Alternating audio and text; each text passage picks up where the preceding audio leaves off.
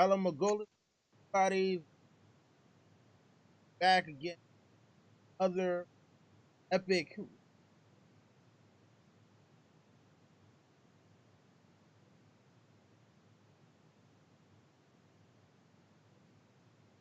Tyrion chapter 10, which end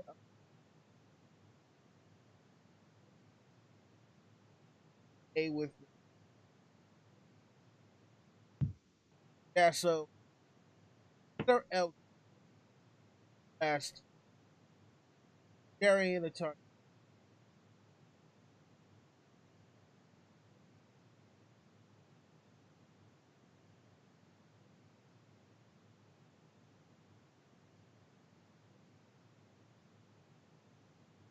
Aye. Okay, there we go. Hopefully everybody in the chat room actually heard me. Yeah, and I'm in the same audio. All right, give me 1 second here.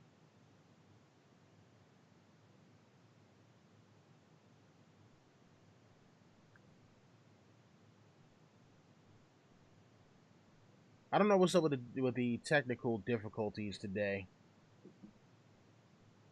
but hopefully we'll be able to get those. Anyway, people are gonna be looking at this like, oh, these people are so damn unprofessional. Not our fault. It's Skype's fault. Yeah, pretty much. Listen, I tell people all the time, technology is there to fail when you need it the most. But all right, let's get into this chapter. And this was LT's pick for this month. Yes, sir.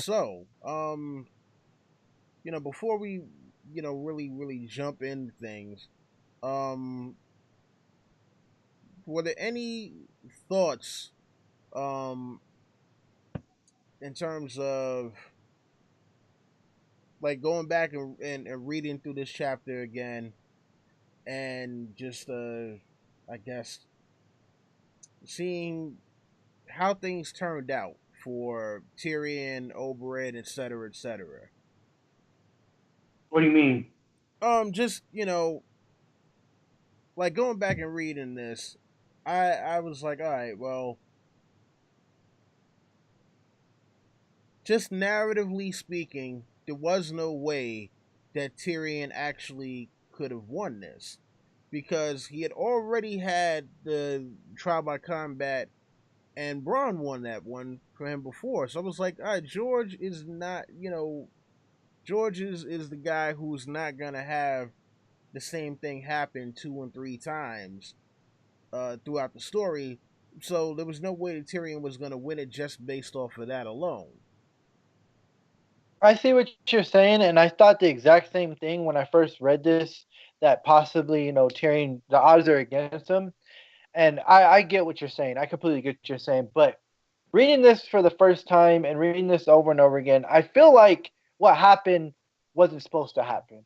Oberyn was, and I always say this too. He was fighting with emotion. You go to those karate movies and something happens, like for instance in Kickboxer, Tong Po rapes the girl, and he tells him you got to have a clear mind, but he can't have a clear mind because similar thing.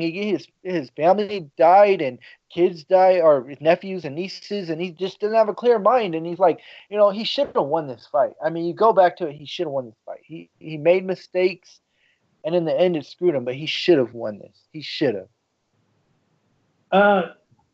As far as what was happening to Tyrion, like, okay, I had been conditioned. I didn't think it was going to be that he was going to lose because that would have been too. How do you say it? Like, non. What's the word I'm looking? Like an underwhelming death. Like, yeah, there have been deaths so far. There's been Joffrey's death. There's been the Red Wedding death. There's been, of course, Ned's death. But I mean, if he would have just lost and got his head chopped off, that would have been so underwhelming. I didn't think that was going to occur. I thought there was.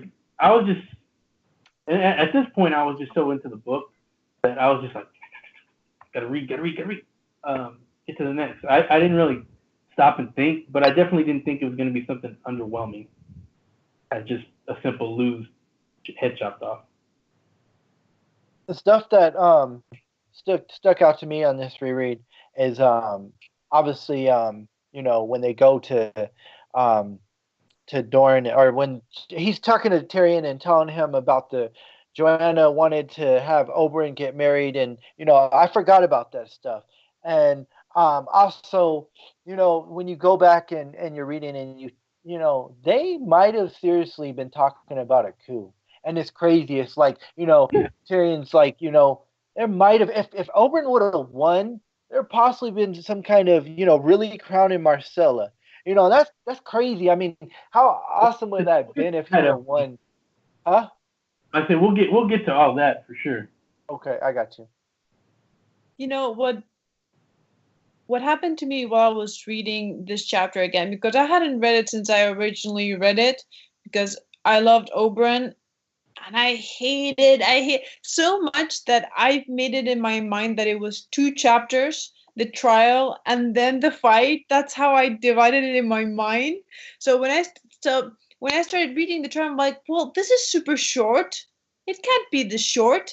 And then I was like, fuck, it's the fight afterwards. And I'm like, you bastards, because that's how I'd actually divided it in my mind into 2, because and one of the things that I do have to say is that whatever problems you have with the show, they did Tyrion's trial so good. They did it so good in the show. Him coming in, then one, another, how everyone's looking. Tyrion, how he has hope, and then little by little, but he starts breaking down. Peter Dinklage does such a wonderful job with his acting, and it's so well done, and it's much longer. So I was like, but what about the rest? It actually felt really short.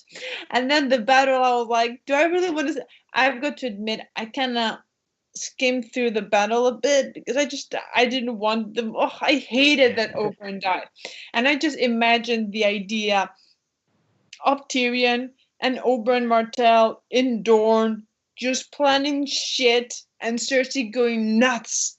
I loved the idea when I read it. I loved it, because I love Tyrion, I love Oberyn Martell, and I fucking hate Cersei. And I love the idea of Tyrion going crazy in Dorne, planning shit against Cersei. It was just, I love the idea. And it didn't happen. I was like, fuck you, George. Fuck you. Well, you know what? How you were talking about. Damn it, is my messing up again? I think it's my. Friggin' OBS. I said, is the chat getting feedback? I mean, I assume if they're saying something, we'll know, right? Nah. It's OBS. OBS is hating right now. But alright. So basically, though, when it comes to the whole thing about this chapter, yeah, like you, Tinker, I thought of it as 2 separate parts. So, when I went back and I was actually listening to it, I was like, wait, this is the part where Shae comes in? And there's gonna trial by combat in here. I'm like, oh, okay. So listening to that part was a lot less not a lot less, but it was shorter.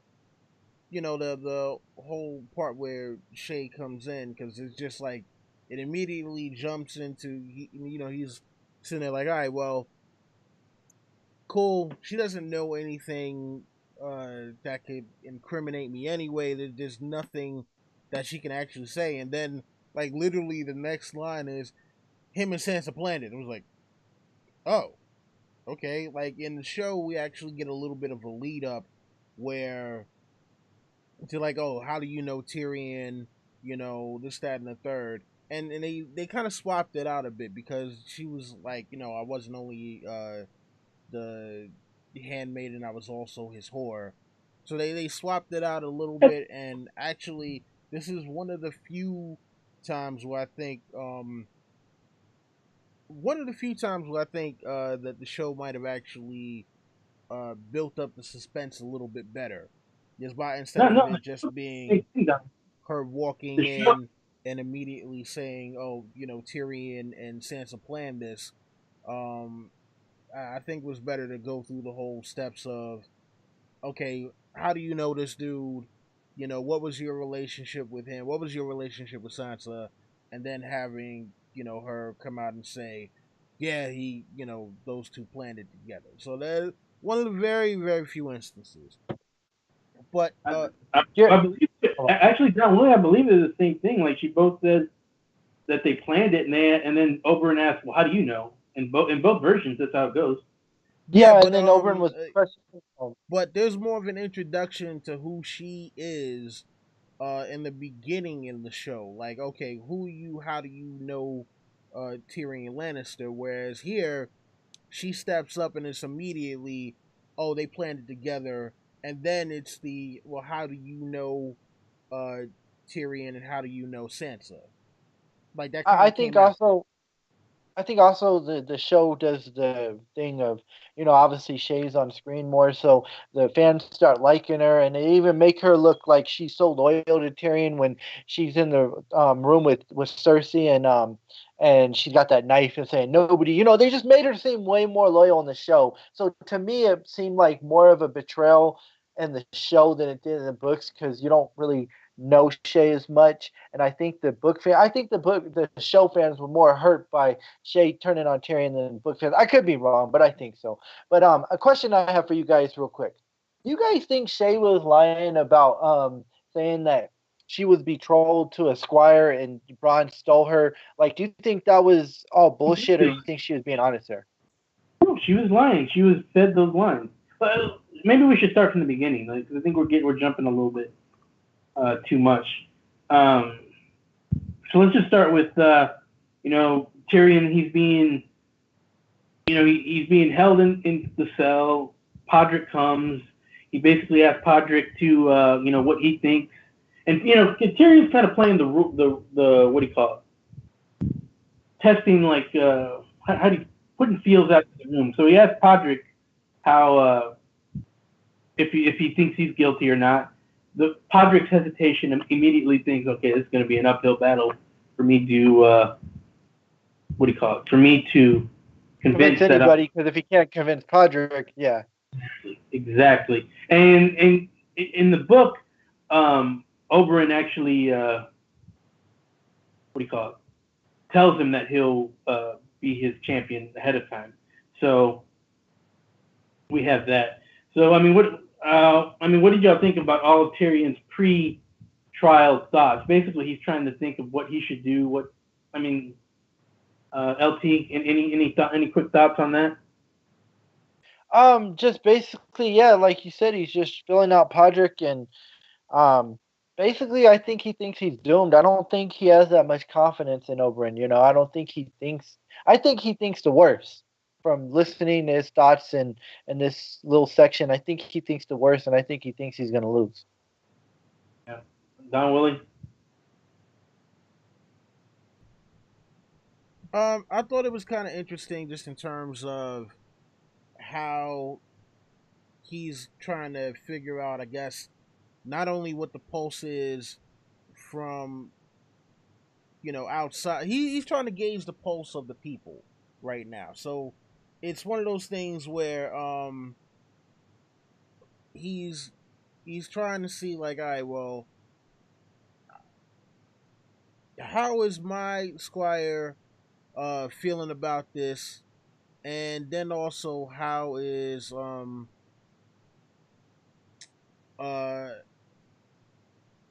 how are the other people out there thinking about it? Because it's like, if Podrick is doubting me, then it's gonna be even worse for with the other people out there who are gonna be kind of judging this. Mm-hmm. Exactly.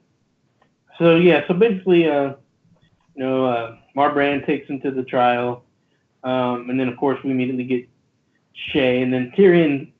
Tyrion, he does this a lot in this chapter. He thinks about what he could have done differently, and he thinks about like how he fucked up by bringing her to. He should have left her as Lolly's maid. He should have, married her off to what's his name, Sir Talbot. All while she does all this. So, and then of course we get, everything that she says. She makes up the, story about her saying that that they plotted together, whatnot, that they stole her, that she puts elements of the truth in, like, because for how do I say this? She puts elements of the truth in that, like how his people, because we know Bronn went and got her for him at the Battle of the Thing, so Tywin knows that she was there. So there's little pieces of the truth in there, but it's filled with a bunch of lies about the plotting and whatnot. So what did y'all think about all this? It's just so messed up how they like when she says the giant of a Lannister line, and then everybody just starts laughing, and I forget how many people he said were in the throne room, but everybody starts laughing, and even Tywin starts to smirk, and Tywin doesn't even really he doesn't really smile or laugh. And then a question I just got real quick before the next person goes: was Marbury the one that was the witness for Tyrion, or was that another Kingsguard? Who was the witness for Tyrion? The one that defended Tyrion, or like he basically was nice to Tyrion, and he was a witness for Tyrion. I can't remember if it was Marbury or it was another Kingsguard man. Forget which one it was. It was. I know it wasn't Oakheart because he's in Dorne. It wasn't Meryn Trent. Damn. You know what? Chat, if you know who was a witness for Tyrion, please put it down there for us because we all can't think of it. Let's Tinker, do you know? I just arrived, so I don't know exactly where you guys are. Okay. My internet just sort of collapsed and everything collapsed. I couldn't see or hear anything at all. We're talking about. Go ahead, Jerry. Sorry. Testimony. We're talking about Shae's testimony. And Shae's testimony. Oh, I hated that part. Just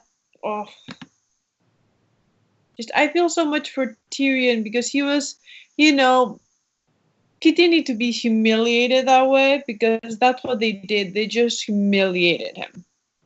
They just, because it's not making him look guilty, and you can make someone look guilty without having to humiliate him and drag everything that he stood for through the ground, because he it's just we know it was Cersei who added those giants. She wanted to humiliate him, so we know it was her. That was Cersei. How was Tywin? Do y'all think Tywin was in on the coercing, or do you think it was just all Cersei?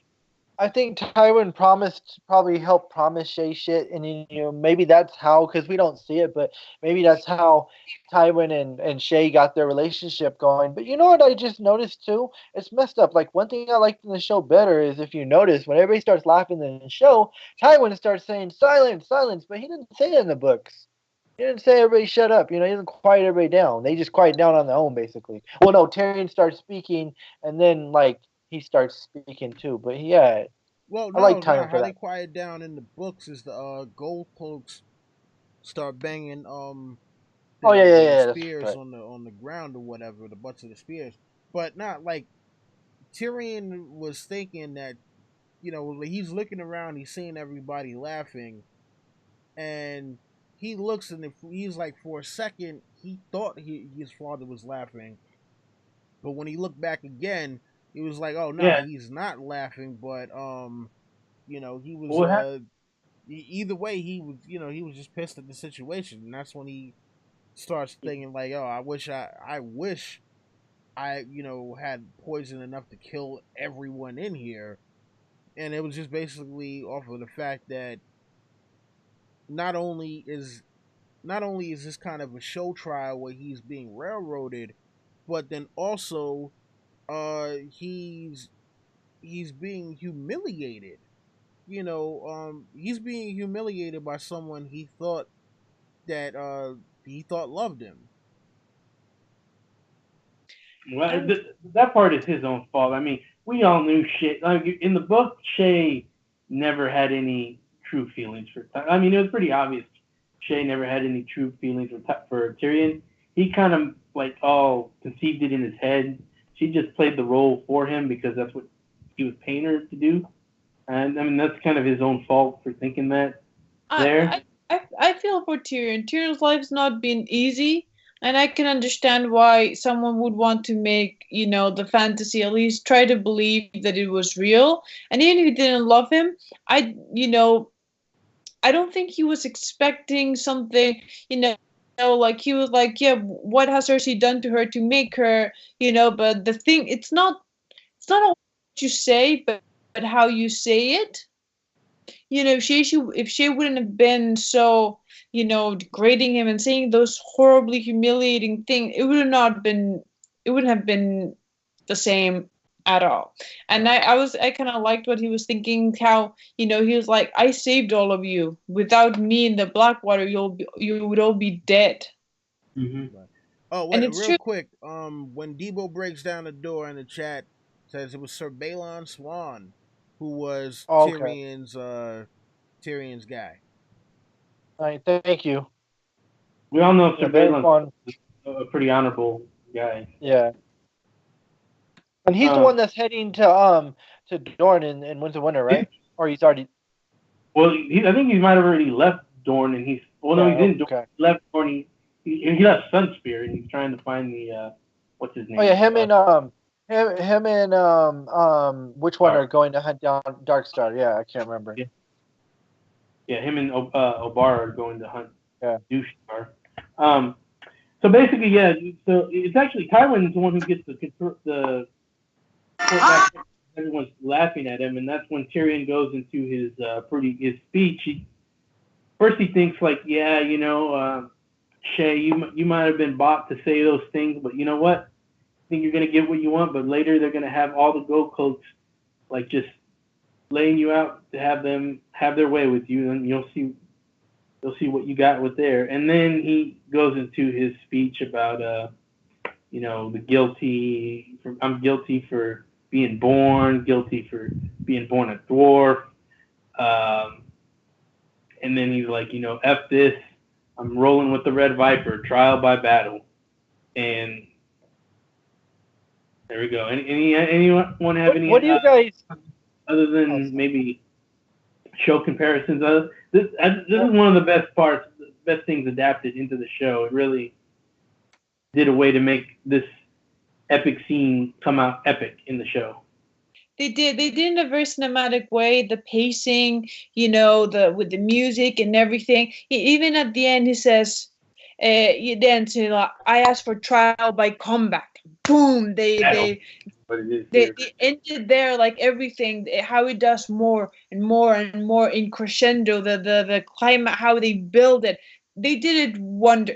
I think it's one of the only scenes in which I actually prefer the show than to the books. One of the very, very few moments. Well, I think what was good about the way that it was done in the show versus the books is the fact that you had that we knew that this is where it was gonna end, right? Like that was the end of it with the whole trial by combat thing, because the way that George did it in the books is like, all right, I demand a trial by combat, and it's kind of an argument back and forth between him and Tywin, and he's like, all right, well, that's when Cersei's like, no, it's cool, because Gregor Clegane is back, he'll stand in for the crown, and Tywin is like, all right, well, who's gonna stand in for Tyrion? And then Oberyn stands up and is like, oh yeah, we already talked about this, so I'm glad to be doing this now. It's a little bit of a shock. It's different, but I do think it plays out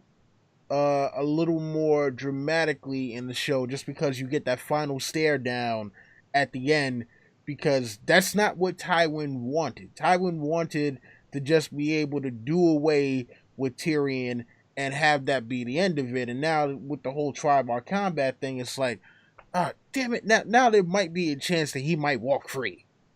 Not only that, one of the things that I liked. One of the things that I liked of the book is that since you're in the POV of the character, you get to see what they think. And I loved Tyrion's thought later on and said, "Well, father, I'm screwing you over. If I win, Oh yeah, I was I get away with it, and the mountain dies. If I lose, Oberyn Martell dies, and Doran Martell what might be wondering why we sent back his brother dead and not the justice that I promised him. Either way, you're screwed. I'm happy that at least I'm, I'm screwed with your plan." I love that thought. I really love that, where he was thinking like, yeah, you might have, put me in this situation, but I ain't going down without a fight, or without making it difficult for you. That's exactly what I was going to get to next, that part. And I don't think anyone thought that the Oberyn was going to beat the mountain, but they thought that if he did, it's going to piss off the Tyrells. Because not only does Oberyn, the guy who put Willis Tyrell, crippled him, they also don't like right now the Tyrells don't like Tyrion if he's guilty because they think he's guilty. At least Mace, at least from their perspective, they don't know that. Pretending. They have to pretend that he's guilty because the one that's really guilty is them. Mace doesn't know, so Mace would be mad. I think, well, maybe Olenna might be like, shut up, Mace, later. But because we don't have any POV of them. Yeah, but it's Mace Tyrell. Come on. What makes it really for certain? It's Mace Tyrell. So, but anyways, yeah, he'd be mad, or at least in Tyrion's perspective, he'd be mad because they think Tyrion might have accidentally poisoned what's her name, Marjorie. So. She was never in any danger. Marjorie knows for certain. Well, I don't think Marjorie knew. Yeah, Marjorie knew in the show that Tyrion, because remember, Olenna told him, but I told her. Do you think Olenna told her in the books that Tyrion was innocent? She had to know because it was in the shared cup. That's what Mace is always saying, that she could have died as well. Olenna Tyrell, for all the sneakiness that she would never ever risk her precious granddaughter, which means or if she didn't know alright, she knew enough not to actually drink of the cup, which means that she would know eventually that her granddaughter had something to do with it. Probably, but we don't know for sure. Olenna Tyrell will never risk Marjorie Tyrell actually dying because she needs Marjorie Tyrell, and she's the only one of the family that she actually likes. I got a few questions for everybody. I'm gonna ask all three, and then you guys all give your answers. So number one. Do you guys like better in the book trial by battle, or do you like trial by combat? Number two, what do you guys think, hypothetically, if Tyrion won, where he would go? Would he have gone to Dorne? Would he have stayed as Master and Coin? And number three, I've asked this question before. I can't remember the answer. Did Cersei make up her own rules? Because in the rules, a King's Guardsman is supposed to represent the crown. But no, she has Gregor Clegane represent the crown. She made up the rules, correct? I don't think Cersei cares a shit about the rules as long as Tyrion is dead. Hold on. Tywin does. Tywin's the one ruling. Yeah. Tywin's the one running things. Cersei doesn't have any power here. It's all Tywin will put her in her place in this stuff. Yes, but Tywin doesn't want Tyrion to live either. So at this point, Cersei says the mountain. He's gonna say yes. No, Tywin cares about. Tywin is a PR guy. He does not He might not care, but if he does care about the perception. The mountain fought, so clearly Tywin had to okay it. Yeah, I mean, but not only that, I look at it like this, right? With like what Jerry was saying about the whole PR thing. Look, remember they dismissed a member of the King's Guard before.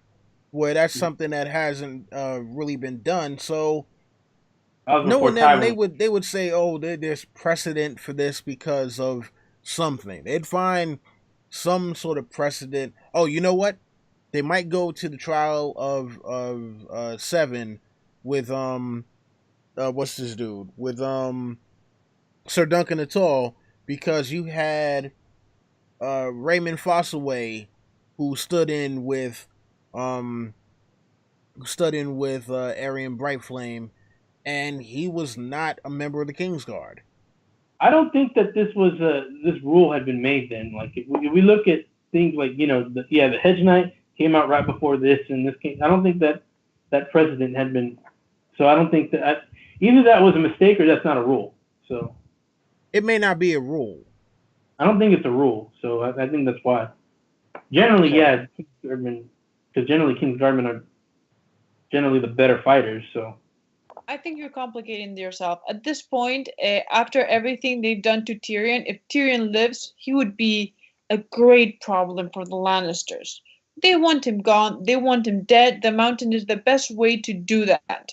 And I honestly think that Tyrion might have gone to Dorne because there's no way that he was staying in the capital after that, because he knew that Cersei would be after him.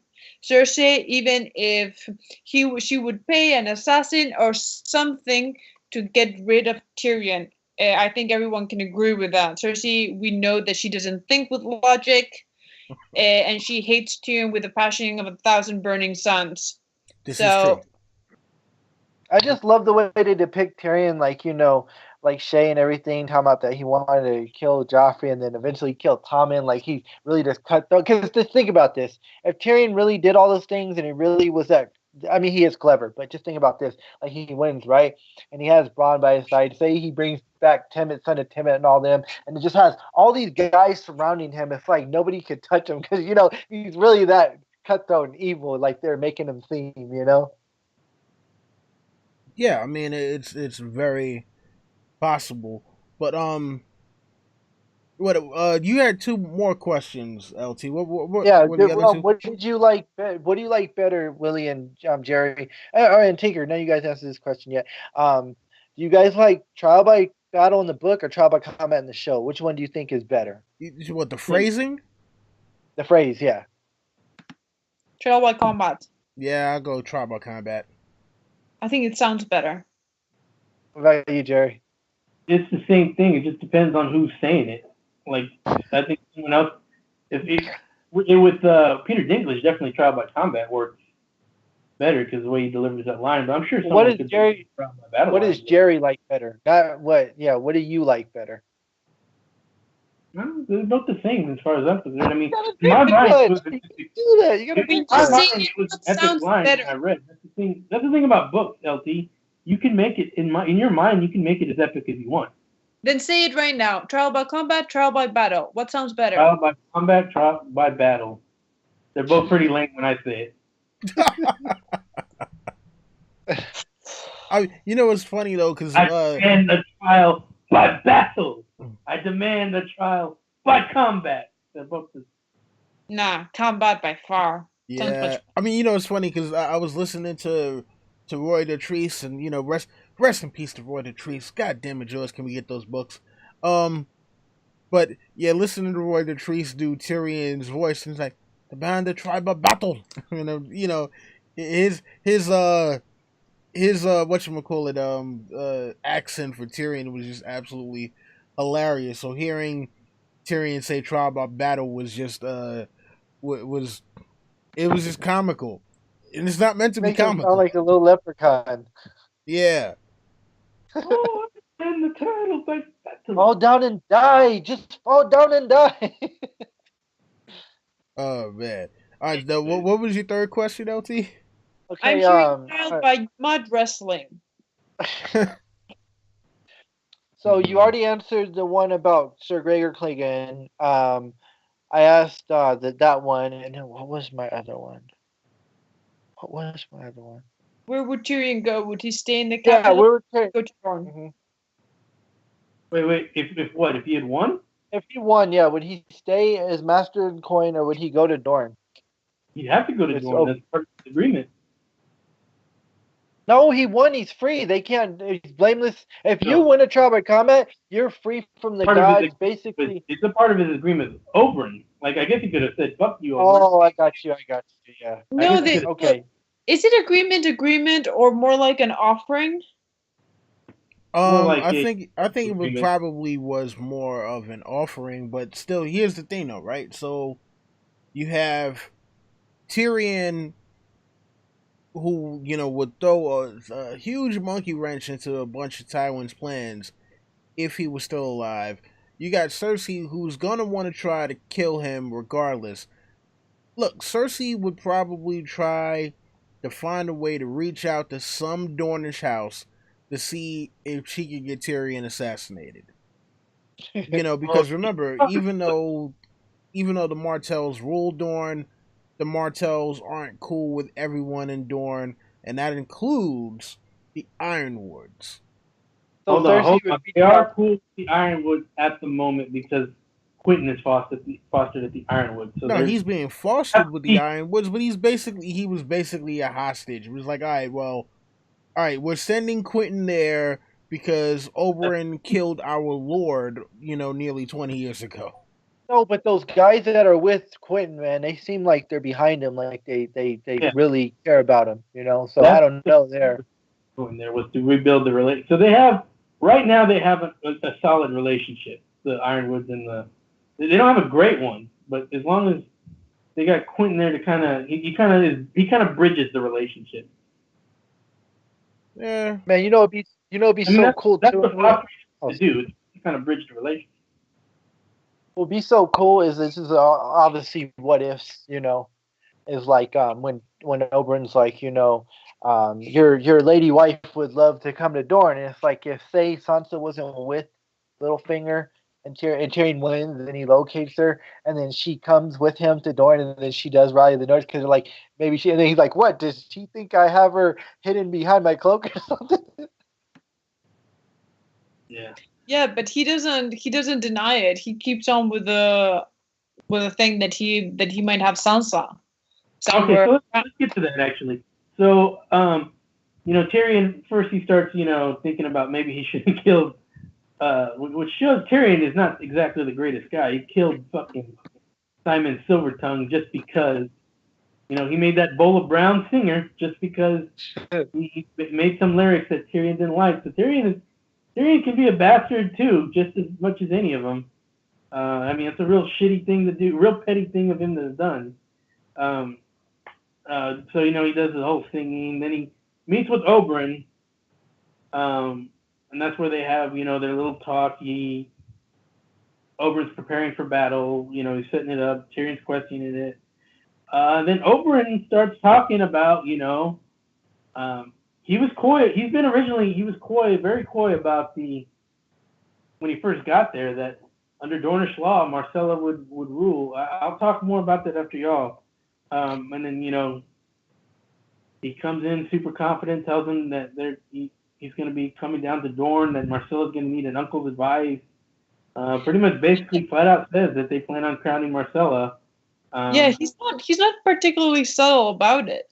Look, he says, plan on a lengthy visit. Prince Oberyn sipped his wine. You and Dorne have many matters of mutual interest to discuss: music, trade, history, wine, the dwarf's penny, the law of inheritance and succession. No doubt an uncle's cousin would benefit to Queen Marcella in the trying times ahead. Exactly what I was referring to, and then immediately Tyrion's able to figure out that what he's talking about, and wondering if he could take arms against Tommen. Let's get to that before we get to talking about Oberyn and the Meryn. Let's talk about that part right there. What did y'all think about that? Oh, sorry. I was going to say one thing that I got out of this part that just is like shows you how his little birds are dangerous as Varys, because he says, Varys could be listening. And there's in the Feast for Crows, I can't remember where it was. I think it might have been in the prologue or the prologue, I want to say. There's two people talking, and there's somewhere where there's nobody around, and Varys could be listening. And this is all the way in Old Town, and I think Old Town, right? Or somewhere like that. And it's this people are so paranoid. These little birds are everywhere, man. Well, my problem with this idea is that part of me would really like the idea of Oberyn and Tyrion working together, but it's just I don't like the idea of any of Cersei's bastards in the throne. Even if Tommen or Marcella are not Joffrey, they're not. They're described many times as the sweet, kind, smart versions of the Lannisters, But I still don't like the idea. I really don't like the thought of any of Cersei's children ending up in the throne. So part of me, when I read this the first time, I was like, oh. But another part of me is like, no, I'm sorry, but I don't want any of them to be on the bloody throne because, no offense, but no one of Cersei's blood deserves to be on the throne. It's that Cersei simple. will be queen one day, Tinker. Long may she reign. Let's not get into She's not actually going to be queen like in the show. That's never happened. I'm just messing with you. LT, what did you think about all this talk of Oberyn here? It's basically awesome and like a what if scenario, and just how cool it would be like if Tyrion would have. I mean, I'm sorry, if Oberyn would have won and this all went down. But hey, we do get this talk from Tyrion and Dance of Dragons, so maybe it could still happen. You never know. Willie, any thought? Yeah, I mean, listen, Oberyn, has all the subtlety of a nuclear bomb. Um, it's just one of those things where it's like, dude, all right, you're basically openly talking about usurping the crown when you know that there's Varys the Spider who's out there, and you don't know what his allegiance is. You got the Tyrells who don't necessarily like you. You got the Lannisters who have whatever issues they have with with you guys just for the fact that you're Dornish, and like everyone knows, like, hey, yeah, I'm here to cause trouble. And so it's just one of those things where it's just like, yo, why would you do this? Why would you be talking so openly and Awesome. directly about this stuff? Because he's awesome and he's badass. And if it hadn't been because his emotions get ahead of him and he's too emotionally involved, the pain of his sister has been climbing and getting bigger and bigger and bigger and bigger and bigger to the point that he can't think clearly. And we clearly see that's very dangerous because he had the mountain. He had him there. He had won, and it's because he can't think straight, which I kind of understand. No one, just eventually every now and then, emotions take over us. But he was, come on, if it hadn't been for that stupid little thing, Brian Martell, he's just badass and he can get away with it. In my opinion, was go emotional this entire time because I believe it was always my thought that Doran wanted to take away he didn't want Tywin to die. He wanted to eventually kill him, but he wanted him to see everything he held on to be gone.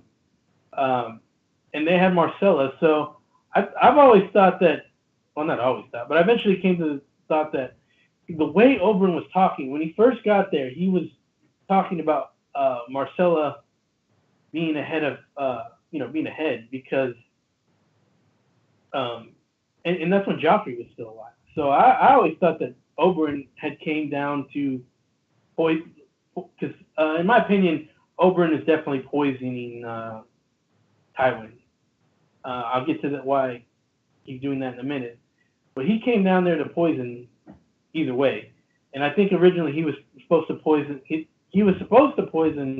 Joffrey, and then Joffrey just ended up getting killed by someone else.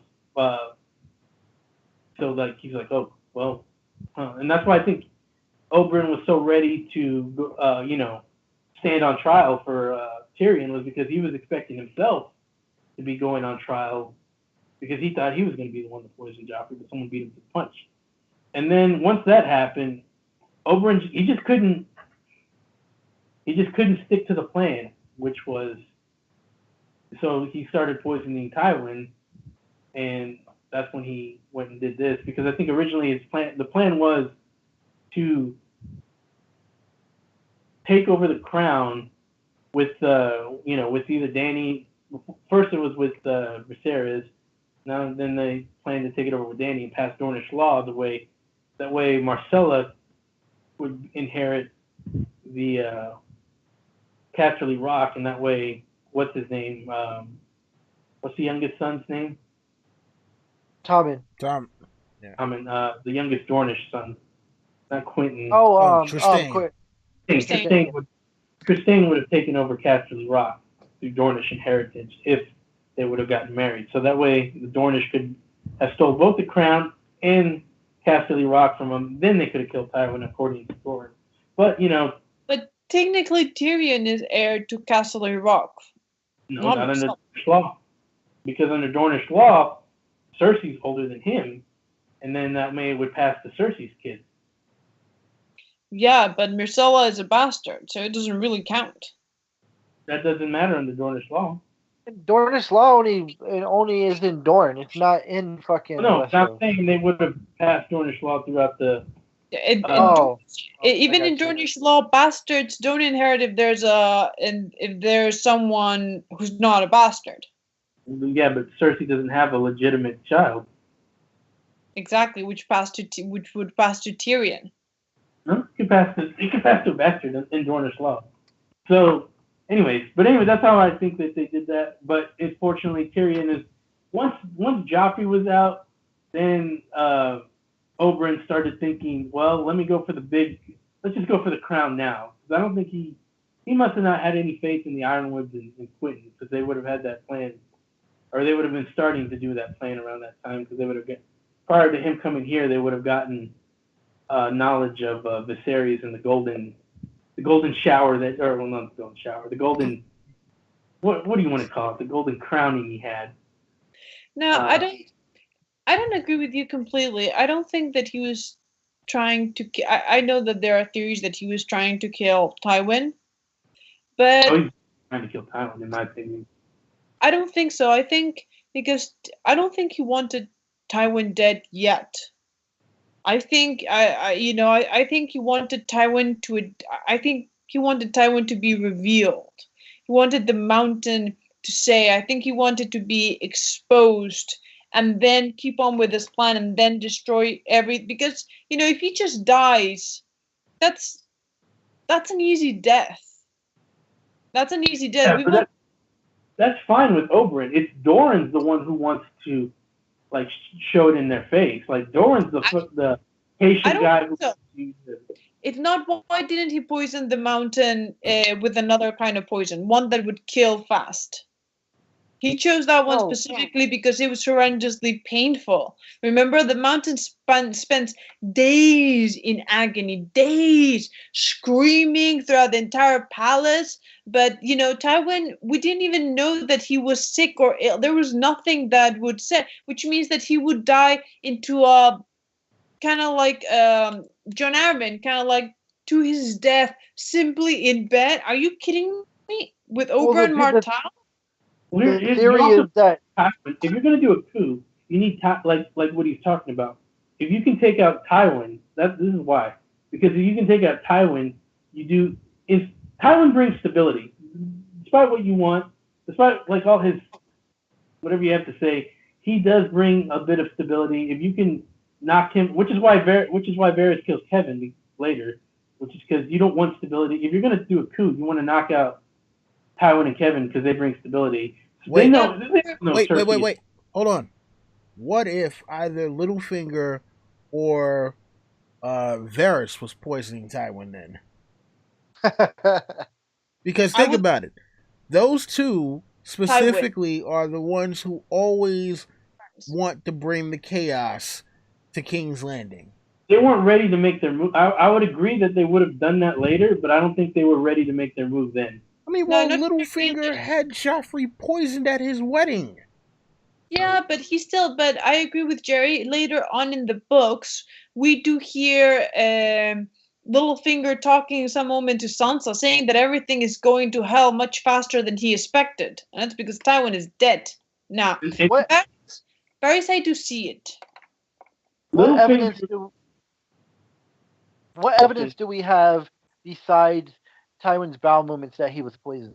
Besides what evidence? That poison was missing from what is his Mace, Grand Maester Isa. Like that specific poison was missing from his.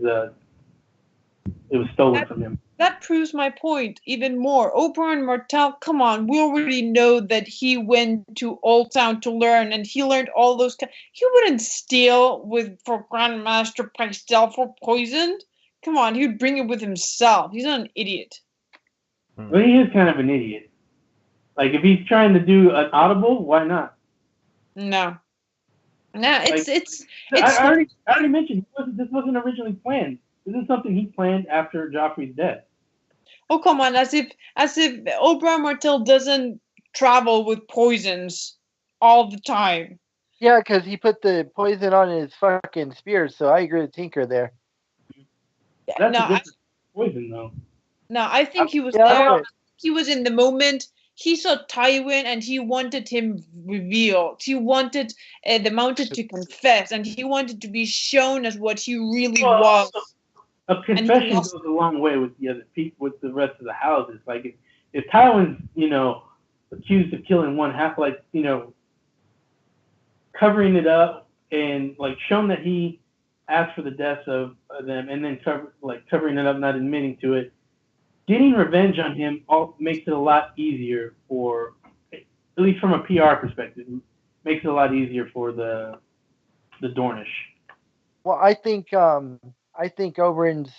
Are we getting to the battle yet, or are we gonna wait? Or? Not yet. I mean, if we're done with that, there's one more thing I want to talk about with Oberyn's. Okay, go shoot for it, Jerry. Okay, so then we bring in. He starts talking about their trip and that how they were eventually supposed to, their parents had thought that they were going to try and get one of them wed to each other, either Oberyn to Cersei or Elia to Jaime.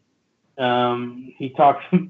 This is one of the funnier things I thought that they had when he was talking about all Elia's suitors, and like most of them were jokes except for Baelor Hightower.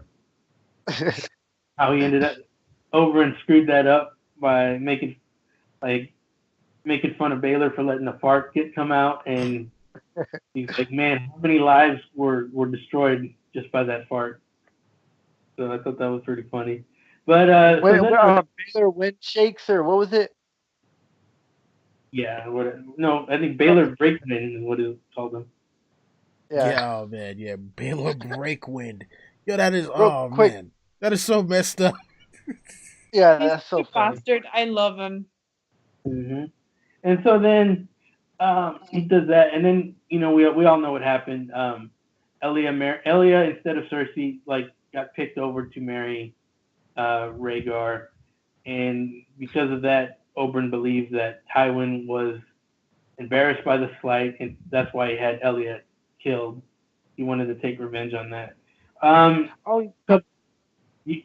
First, I said, do you think that that's true, that that Tywin did do that for that reason?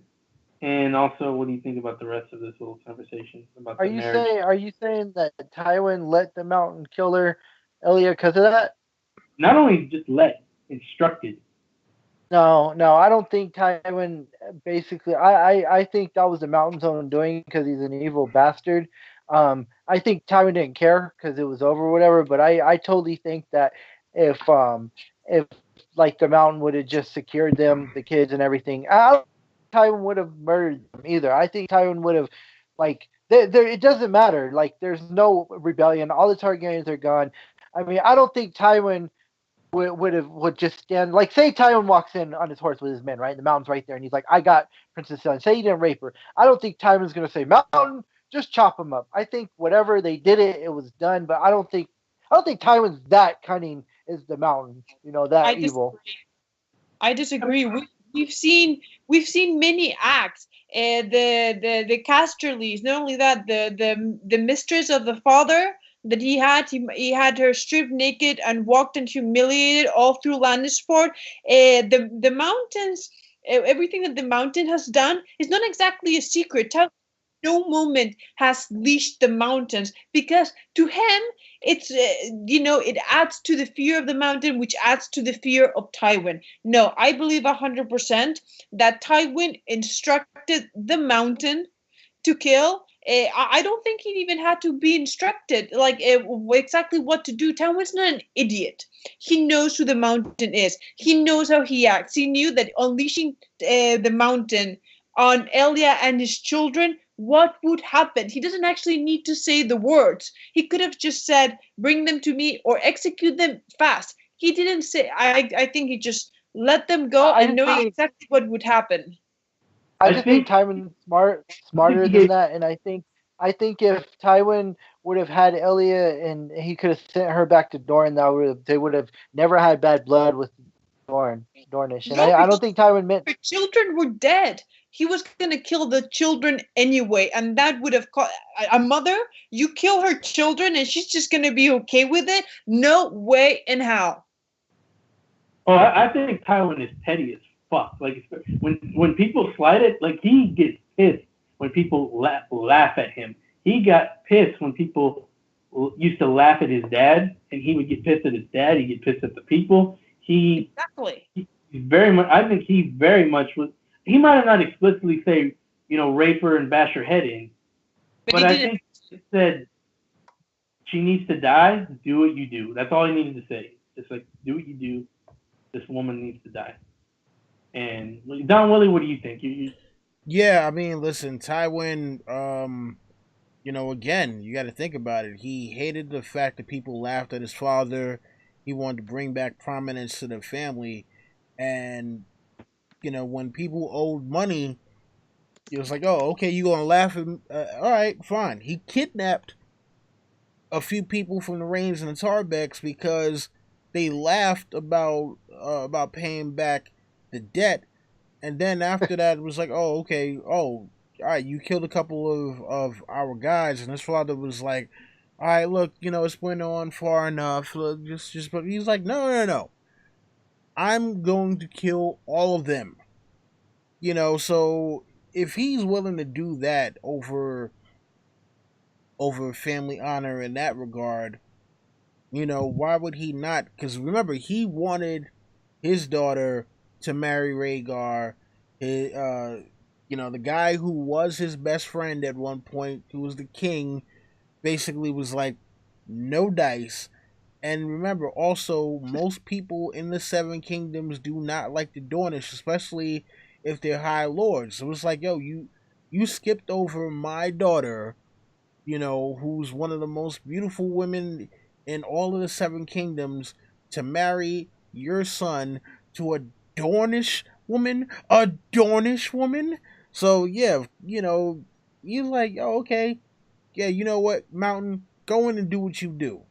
He may not have necessarily said specifically, go kill Elia and her children, but it was like, go do what you do means whatever happens, happens. And if you happen to kill Elia and her kids, I'm 100% cool with that. And his hands are clean because he could just deny, it's all the mountain. It's all the mountain, not me. That's exactly what he did, though.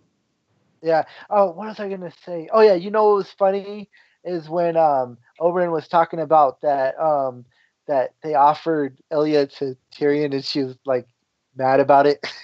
Like, ugh. Yeah.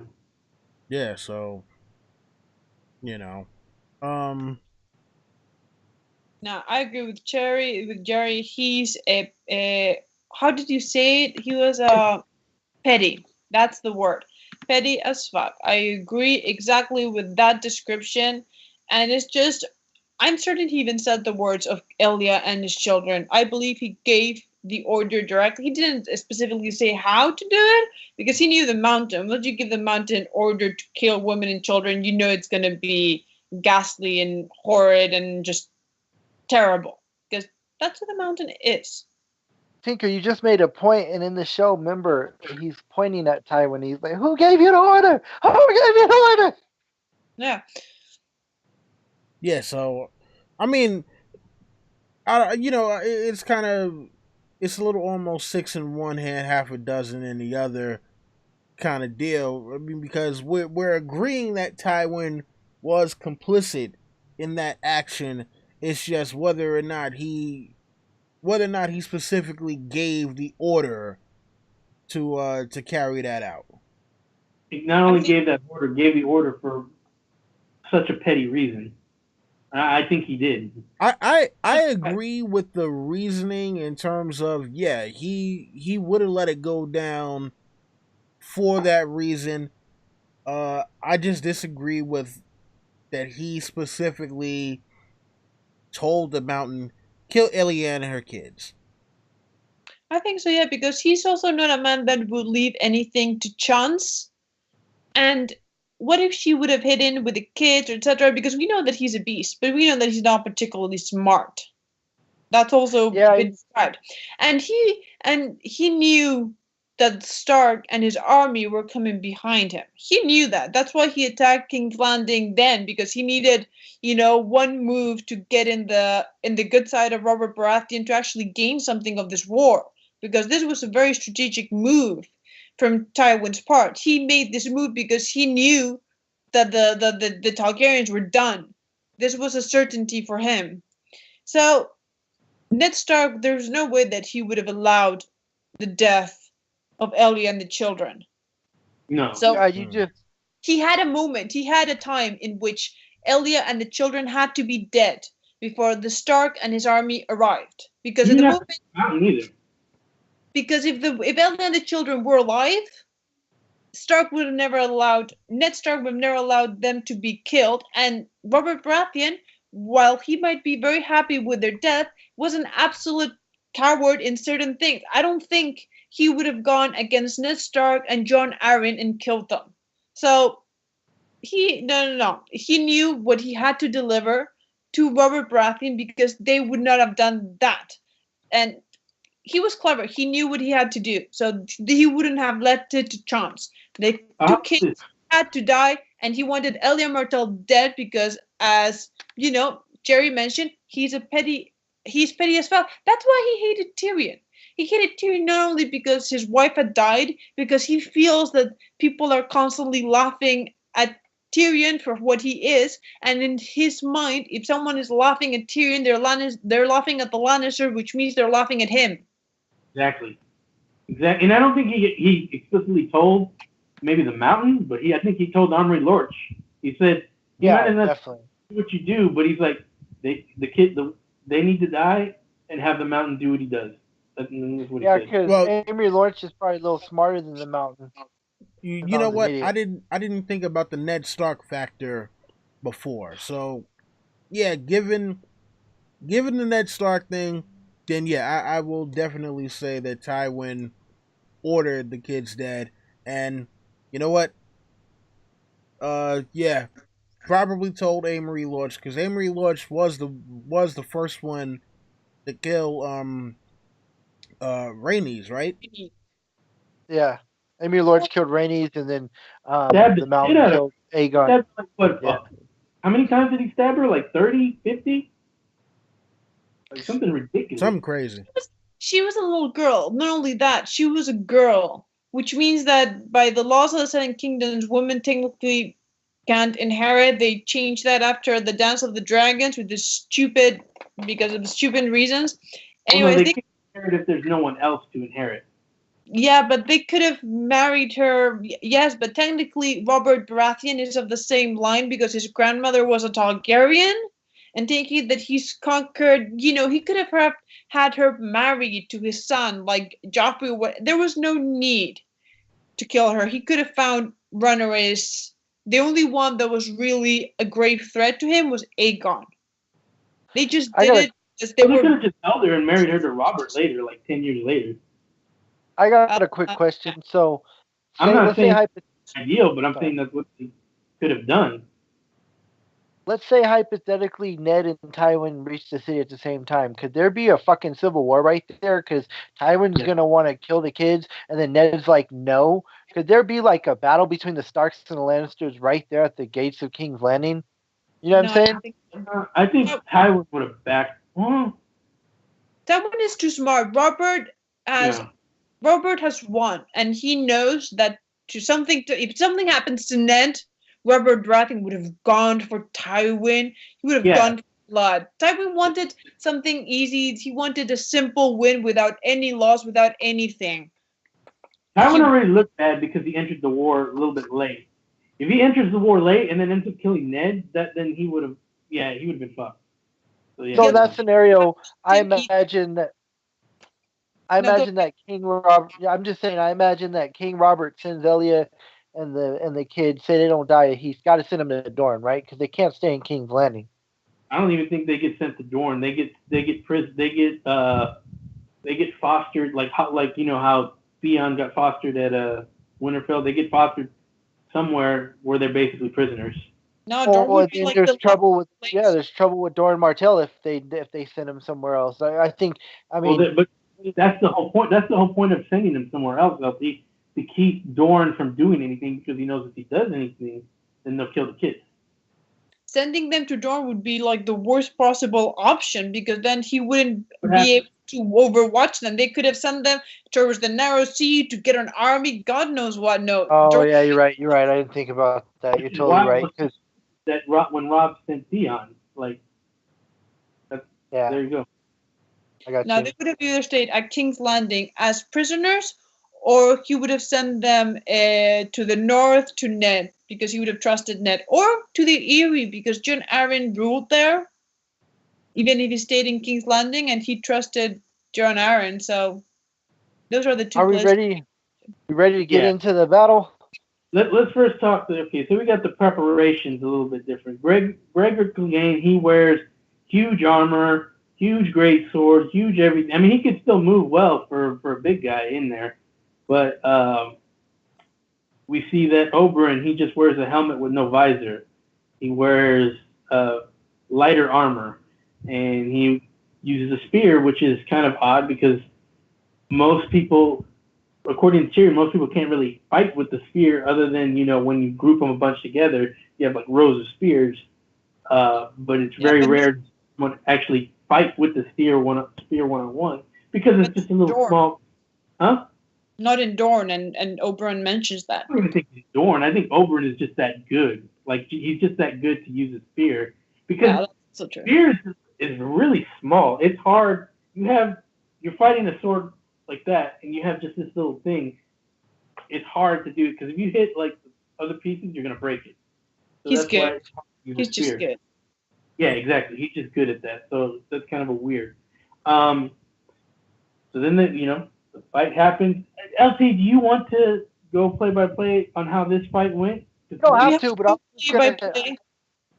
No, we don't have to. I was just going to mention, though, that it gets me every time when it starts out when Tyrion's like, that's not the ground shaking, that's my heart fluttering. That's just so dramatic and, like, in the moment, I mean, I'll go through play-by-play of this, but I'm just saying, since this is your favorite fight, LT, do you want to do it? No, go ahead, Jerry. Knock yourself out.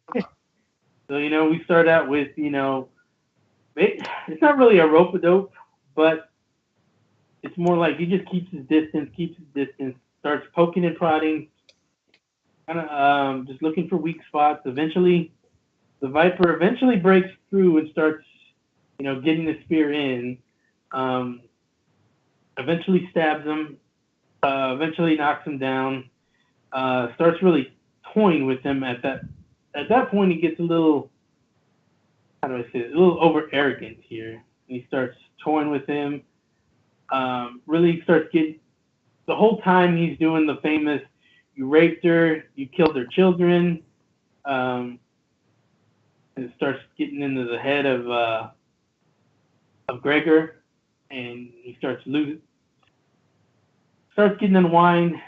Finally, he takes him down, gets a little too close, overestimates the poison, or underestimates the size of the mountain, how long it would take for him to be down. Gets too close. Jerry, this shows how freaking strong the mountain is. It says that the freaking spear went through his freaking, like, his thigh and his stomach. And, like, he's pinned to the fucking ground. It just shows how strong the mountain is. Mm-hmm. He's just that big. Yeah. So, yeah, pretty much grabs him, rips off his helmet, starts poking at his eyes, admits that he raped her, and then slams his head into the ground. How was that? Thoughts? Start with you, LT. Well, like I said, when I opened up with my thoughts, it's like just every time you read it, and the first time the most, you think that he's got him. He's got him. I mean, he's got the great sword in his hand, and Tyrion says he doesn't know if he was going to put it through his visor or his chop his head off. And it's like you just don't think there's no way that the mountain could grab him, man. And it's so depressing. And it's like, man, it's just like you're going from Tyrion says I could feel my innocence, or some, I don't know the exact line. It's like my innocence coming, or something. I'm more innocent by the hour, and Oh it's yeah, like I'm getting more innocent by the blow or something like that. yeah, and it's like you just think it's good. But here's my thoughts. Is like, and I always say this. It's like when me personally, when I'm reading this series, I lose Rob, my favorite character. Then all of a sudden wait, Joffrey dies. That's kind of like, making me happy. And then I didn't know yet at this point, but the mountain, I'm sorry, like Tinker mentioned, he dies in agony and pain, you know. So in my opinion, it was justice. Yeah, the Oberyn died, but he got his justice in the end. And you know what? I don't care. The mountain is not, the Franken Mountain is not, it might be his body, but it's not his soul. So in my book, fucking Oberyn is in the Bloody Seven Hells fucking haunting him right now, in my book. Wait, why is it? Why would that be the case? That's like saying, I mean, he might be said missing himself, but there's no evidence on that. Especially given that Barrett comes back with a piece of. I mean, no, I don't think that's his essence. I think it's just some zombie. I don't think it's the mountain. You don't think that's Barrett? That's completely different. That's that's the Red God, and this is Dr. Frankenstein. So I don't think it's. We don't know. We don't know how he. No. We don't know how he did it. But we don't know if it's different at all. Actually. No, I agree with LT. I think that he's just Franken Mountain because this is different. The Maesters don't believe in magic. Well, except a few. Yeah, no, but everything that he does is more through science. You know how he experiments with the bodies, how Cersei allows him to do all, God the hell knows what the hell he's doing to those poor people. But everything that it kind of seems like a doctor, LT said the right word, Dr. Frankenstein kind of experiments. That's what it feels like.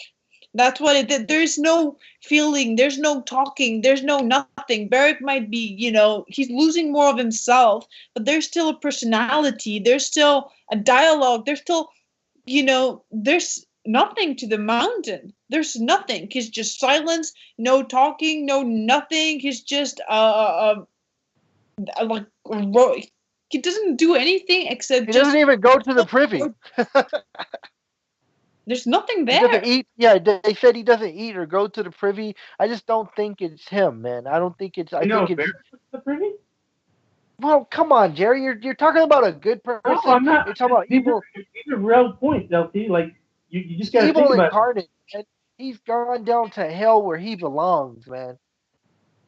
We don't even know if he has his head. It's very specific about not seeing his eyes or anything. Well, that's because he wears a helmet. One, we don't know. We don't really know what's like. We don't know, one, how it was done. Two, we don't know anything about magic. We don't know enough to say either way. We definitely cannot make these assumptions at all. No, he doesn't have a head. His head is in Dorne, so it's like it's not him, man. Yeah, I think so. You don't know that. How many giant skulls are in the Westeros, man? And the way that he never describes things for nothing. And the way that he describes the mountain is very specific to give us hints that there's something really, really wrong there. And there's more than one hint that there might not be a head, or it might not be his.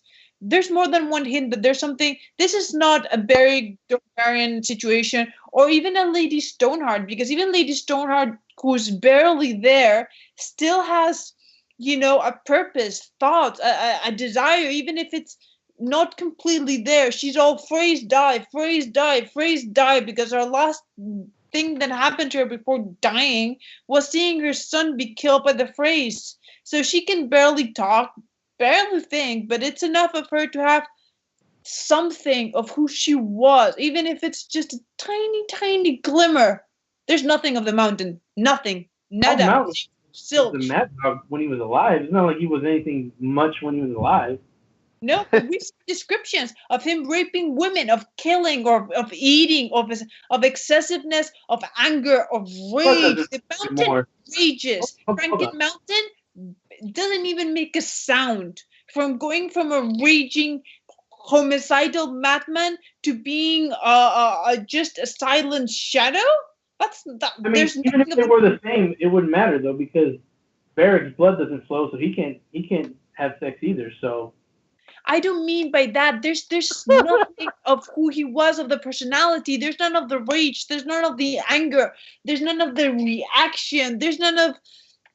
He's just a shadow who does not anything except follow Cersei or follow Qyburn or just do nothing. That's not the mountain. You're putting a little too much of the show in there. We've only seen very little of.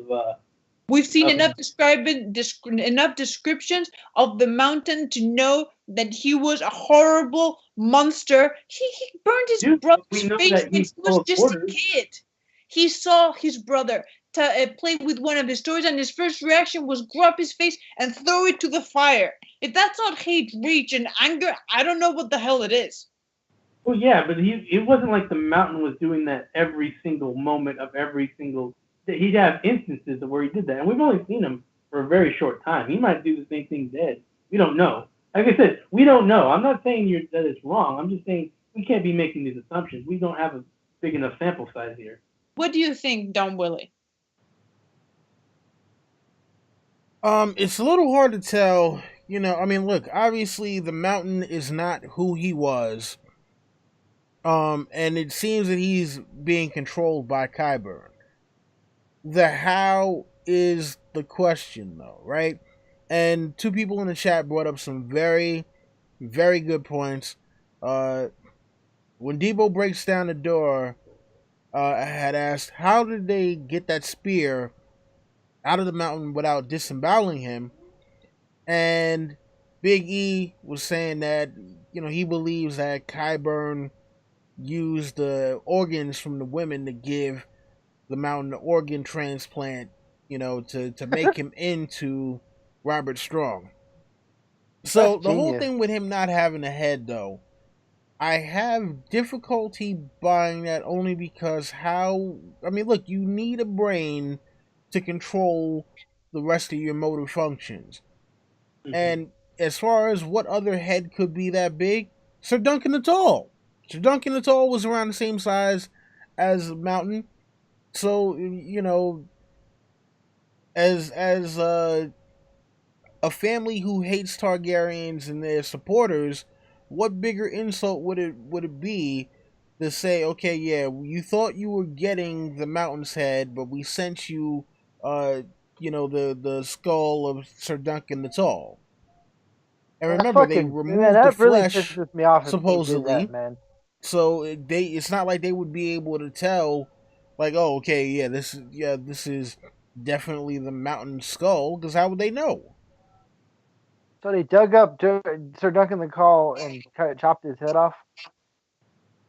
I mean, listen, for one, we don't know how long Duncan the Tall has been dead. I mean, it's assumed that he died at Summerhall, which would have been about, like, what, nearly 40 years ago or more, right? And he's supposedly, he would have been buried somewhere, probably in a place of high honor. As long as his skull hasn't been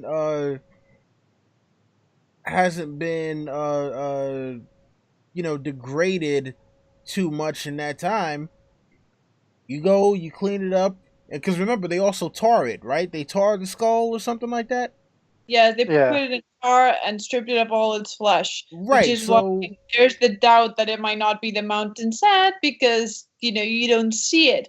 Also, I think there might be an easier answer to that. When Cersei is looking for Dwarfs. Tyrion, they bring him dwarves, and one of the dwarves has like an abnormally large head, if I remember correctly. They could have just used that one. Exactly. right. And Either way, and go yeah, ahead, keep on. and Big E okay, so Big E puts down the year. So yeah, according to this, he died 41 years ago at tragedy of Summerhall in 259 AC. I definitely don't think it's dunks. I think it might be one of the enlarged dwarf heads because dwarf has a kind of big head. So So I mean, Rhaegar was so there older you than go. Jaime. No. Like, okay, 41 years ago, Rhaegar was a baby, right? In Summerhall when that happened. Yeah, Okay. I thought he was born when that happened. he was When they born at died. Summerhall. Yeah. Yeah. Um, no, but listen, it's one of those things where it's just kind of tough to tell, and until we get the damn Winds of Winter. Yeah, we need more information to know. When will we get Winds of Winter? That's the real question. Tinker, make a video, put it on Twitter, and tell George we need wins the winner, and he'll probably see your face and he'll put it out sooner. I get it. I think he has a major writer's block. Oh yeah. Well, he does. It's not so much a block. He just doesn't know where to. There's a lot of things he probably doesn't know where to go with. He keeps rewriting a lot of stuff. So I think the pressure of the show hasn't actually helped the books because now I think he feels like he might be competing with the show. nah, Expectations are so high. There's so much demand, so much that. I don't think that's Hello? it. Did I lose you guys again? No, Yeah, you're I'm still here. Ugh. You know, one thing that I wish they wouldn't have cut out, like at the end of the show, when after Oberyn loses, Tyrion just looks shocked, and his face. I guess it was good, but I like how in the book how he started laughing hysterically, because he knew he's fucked. I like that better. I wish they would have put that in the show. I don't know. I mean, listen, you know what? Like when we get towards the end, though, when when Tyrion is talking about, I'm looking more innocent by the moment. By the end, I'm feeling more innocent by the instant. What he says Right. to Ellie. Arya. Yo, it was just kind of crazy when when narration switches and it's like whether he was going to put the great sword through his eye slit or he was going to chop off his head, Tyrion would never know, and it's just like, oh shit. You know what I'm saying? Like that's the point right there where it's like if you had read it and never, like knowing anything about it before, hearing that, it was just like, okay, what bad thing is about to happen right now? Did someone just come and stab Tyrion, or is Oberyn about to die? Because what's funny? Uh, I was watching the show, but I had started like, all right, let me try to catch up on stuff on the books or whatever. I had no idea that Oberyn was gonna die when I was watching the show, and I was just starting to really get into the books, and so I remember going onto YouTube and looking to see if anyone had did a kind of Oberyn Martell character profile video, and I came across a video, and it just so happened to be the trial by combat, and I was only halfway listening to what was going on. So when so when that part came up, I was like, wait, what? So I wound up spoiling myself to that whole thing without knowing anything else about Oberyn Martell. I just, the first time I go to look up some info about him, I find out that he gets killed by the mountain. I just remember when I was reading this, I was just like, holy shit, did that just happen? Because I mean, when it takes you through it. So like, oh, I'm like, Tyrion's gonna get up. Tyrion's like, how did George R. R. Martin keep doing this? Like, he got me. He knows how to throw a left when you're expecting a right. I'm like, it took me a few minutes to like be like that just really. I mean, and I wasn't even that big at the time. I wasn't even that big of an Oberyn fan because I wasn't like, I didn't know there was much special about him. Like, you heard about him, but he really didn't make that many appearances.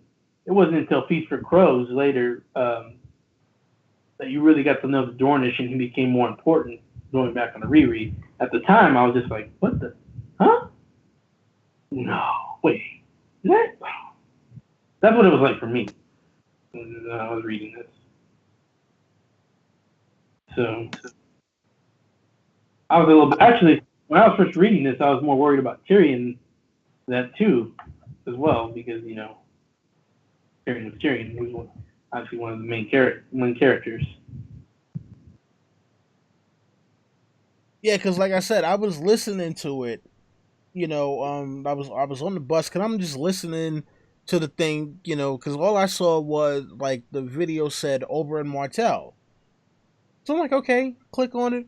I'm listening. I'm like, what is this? And I had no idea about the trial by combat at all. It was literally, this was, I think, right after episode 2. Or maybe right after episode 1. So, this is very early on in season 4. So it's not like I knew of anything about the trial, and it only had the trial by combat section. So it was just literally, and in fact, it wasn't even the whole thing. It wasn't all the preparation of putting on all the armor and no, it was like, okay, I think it was the part where it was like, oh, you're gonna fight that? I'm gonna kill that, and then it just started getting into the fight. I'm like, what is this? And then like I said, I'm listening to it and then when it got to the part about whether whether he planned on putting the sword through his eye slit or whatever, Tyrion would never know. And I was just like, wait, what the hell's happening? Uh, yeah, and then I was just like, oh, damn. I'm very fortunate and glad I didn't get spoiled on nothing. But then again, I already read the books, all the books before this episode came on. So Tink and LT, since y'all read it before, did y'all start imagining, like, did your picture of Oberyn quickly change from stop being so much Oberyn and he turned into Inigo Montoya during this part? Because it did for me. Not me. I mean, I see the similarities, but I mean, just never really stole it. Like, it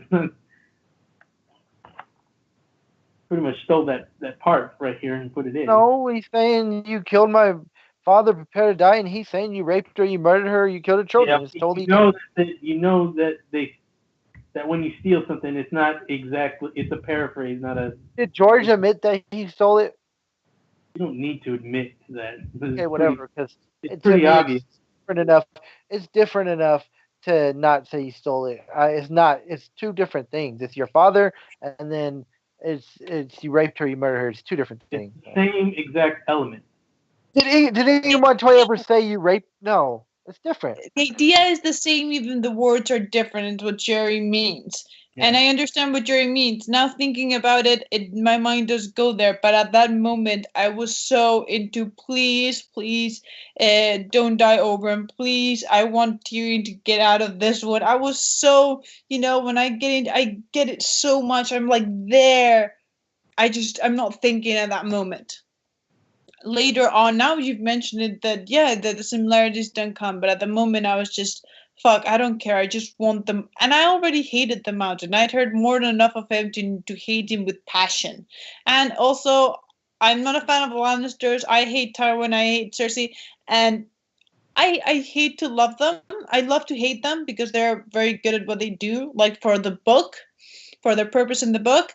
But the Mountain is one of his biggest boogeyman. Without the Mountain, you know, he's weakened. Whether you like it or not, the Mountain gives him a lot. He's, you know, he's Tywin's big boogeyman. A lot of people fear him a great deal. That, if you know that you're facing the Mountain, out when you're riding or fighting, woof, there's oh boy. So I just wanted him to go down. I wanted Oberyn to live. I wanted Tywin to be able to rub it in his bitch sister's face. And I hated the fucking ending. Technically, and people mention this even in the show, technically this fight was a draw, if you think about it. I mean, Oberyn died, the Mountain up died. I mean, the Mountain was pretty much dead. Oberyn was, yeah. If Tyrion had a good lawyer, he could have told everybody, hey, it was a draw. I didn't really lose. What is the, do we know specifically what would happen with the draw? Because maybe it's just you have to win and stay alive for him to actually win. If both of them died still not in his favor. Has it ever been mentioned in the books? No. But look, I would imagine it might have been something like, okay, you may not be guilty of killing the king, but you still get stripped of your lands and titles and exiled. Nah, he was going to the executioner's block, so. I don't know, but that was still, George, that was still one of the most interesting scenes. And what's up with George and the whole description of food all the damn time, no matter what? Because I tell everybody, I'm sorry, I was going to say, I tell everybody who's new to these series not to read the book hungry, because you're going to get hungry reading, because almost every chapter he describes food. That pisses me off, because there's food that I just want to eat, and I'll stop with the fucking description of books. The food. Stop with the freaking description of the food. It makes me hungry. I mean, and the craziest thing though, because all right, so when Tyrion, before he goes out to the courtyard for the trial or whatever, he it describes him having breakfast with Ellaria and Oberyn and all the food that they're eating, and then when Oberyn gets his head smashed in or whatever, it's like Tyrion threw up his breakfast, and then it describes all the damn food that he ate earlier coming back up. And I'm just like, really? You had to go through all the food? All of it? Not only that, he's a bit gory in some of his descriptions. I really don't need that level of description and when he's doing the maiming or the killing or whatever. I don't need that level. Thank you very much. Oh, it's one thing I wanted to bring up that was way different from the books to the show, with the whole trial by combat in and of itself, because the way that it's in the show is kind of it's like they're in a small little arena or something like that. Oh yeah.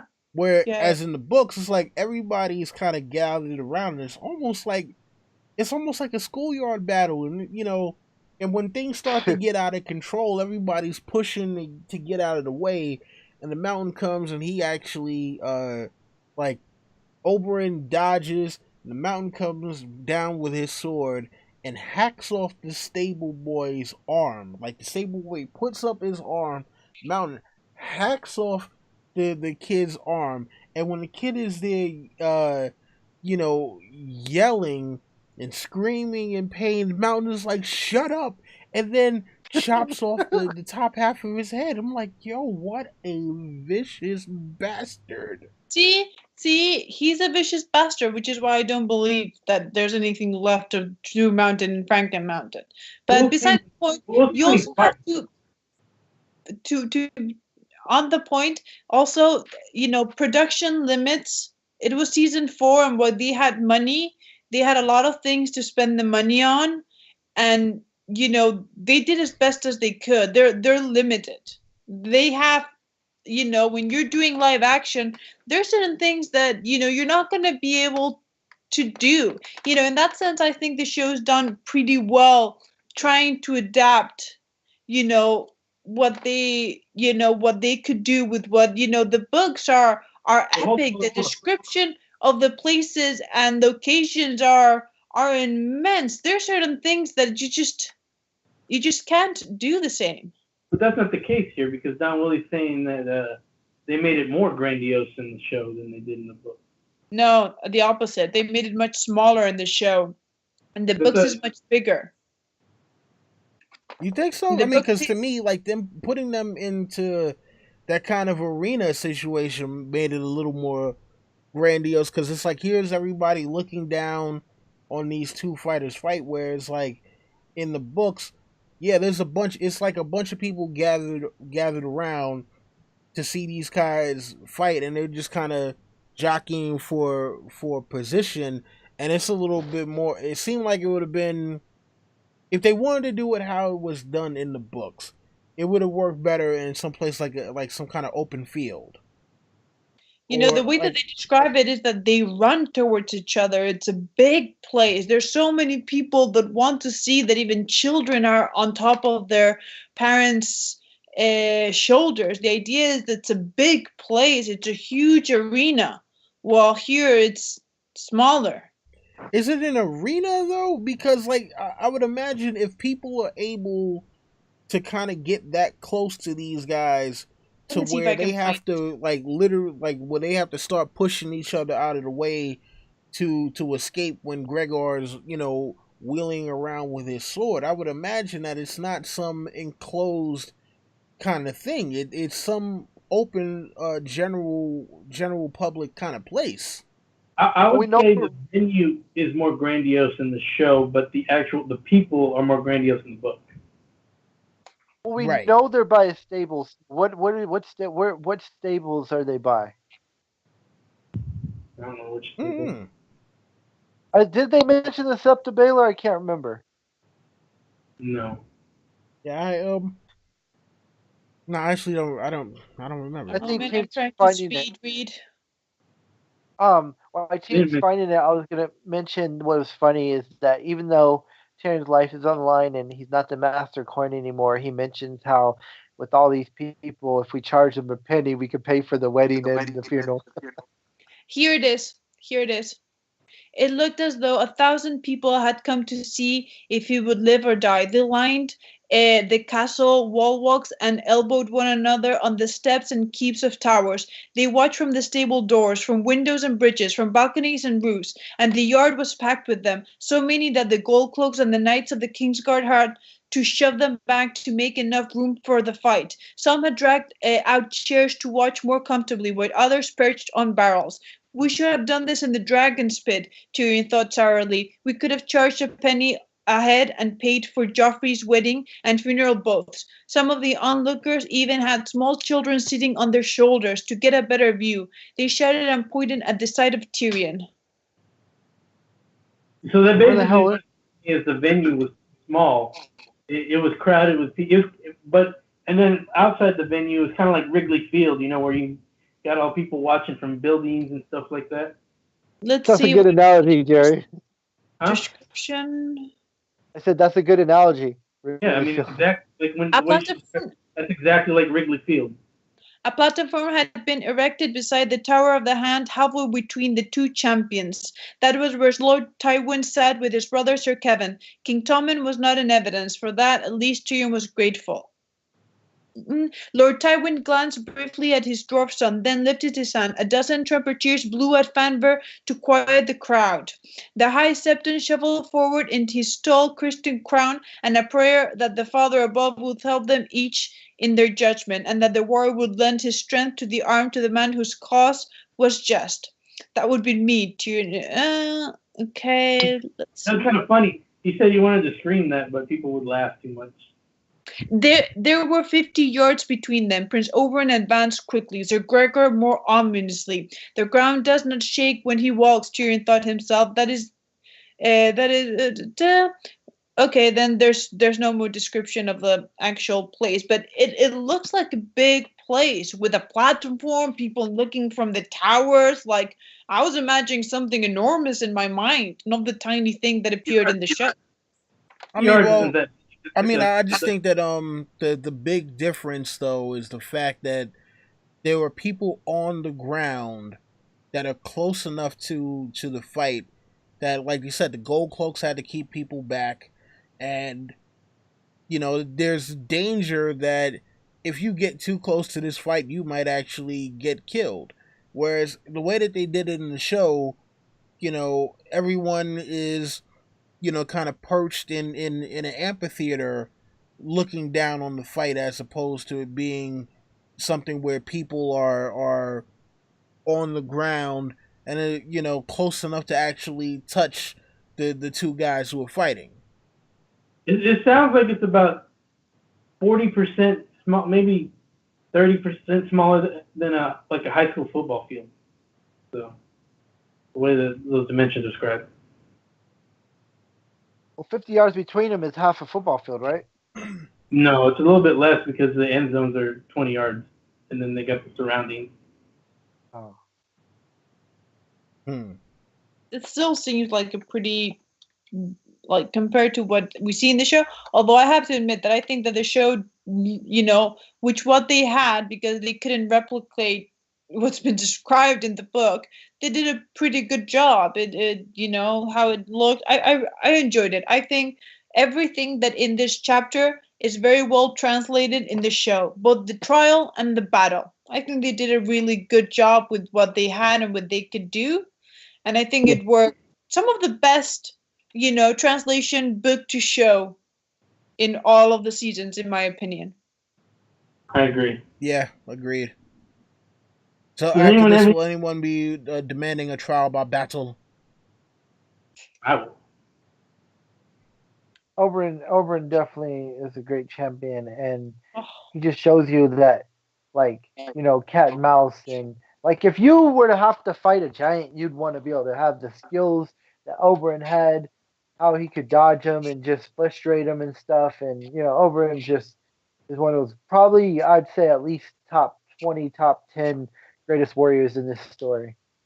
Yeah, because he gets into his head. He really drives the mountain nuts with with what he's repeating. It's not only bravado, it's a mind game.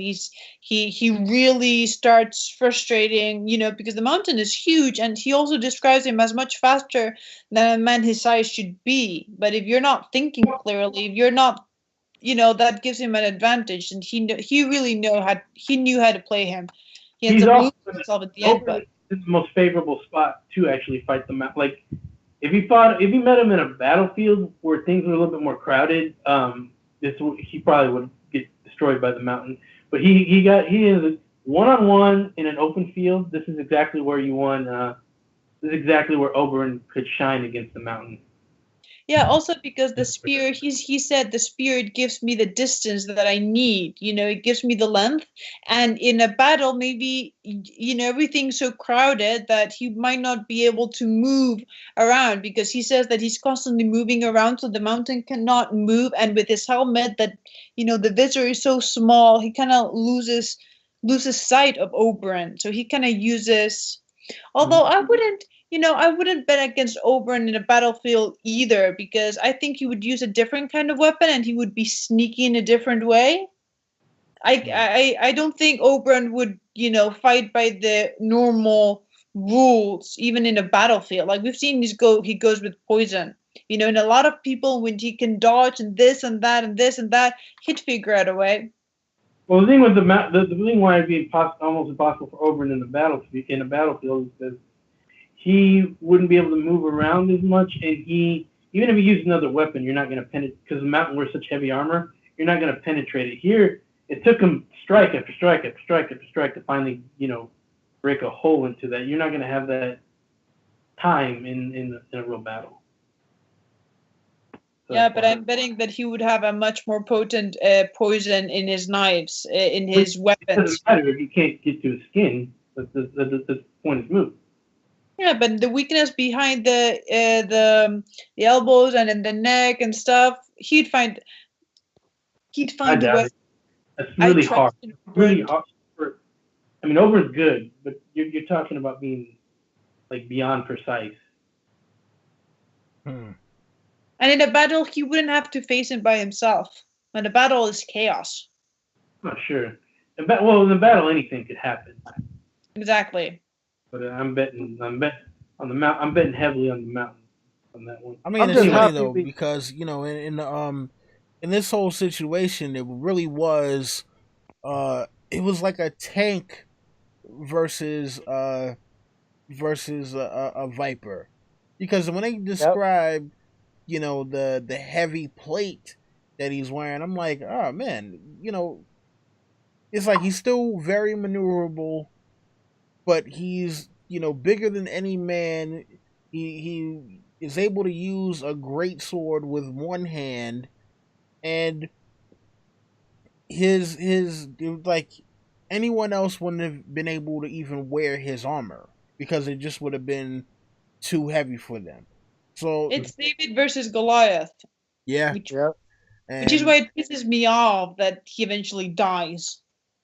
Not supposed to happen. hmm, That's Mr. Martin for you. You think you're gonna see that familiar trope. You think that left is coming, and he goes right.